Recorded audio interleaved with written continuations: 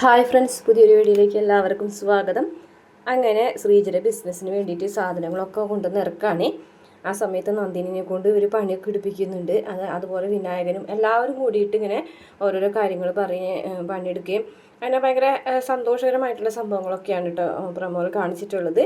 അപ്പോൾ അച്ചമ്മ ഇത് എല്ലാ കാര്യങ്ങൾക്കും മുന്നിട്ട് ഇറങ്ങുന്നുണ്ട്. മാത്രമല്ല നന്ദിനെ കൊണ്ട് ഓരോരോ കാര്യങ്ങൾ ചെയ്യിക്കാനായിട്ട് വിനായകനെ ഭീഷണിപ്പെടുത്തുന്ന രീതിയിൽ വേദ സംസാരിക്കുന്നുണ്ട് കേട്ടോ.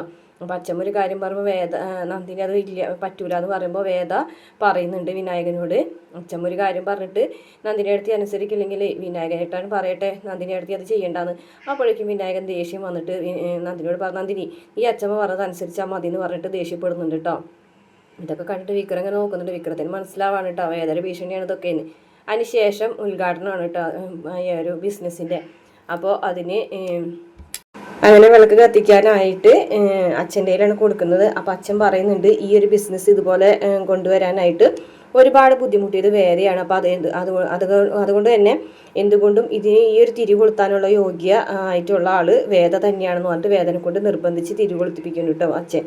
അപ്പോൾ ഇത്രയാണ് പ്രമുഖ കാണിച്ചിട്ടുള്ള വീഡിയോ. ഇഷ്ടപ്പെട്ട ചാനൽ സബ്സ്ക്രൈബ് ചെയ്ത് സപ്പോർട്ട് ചെയ്യണേ.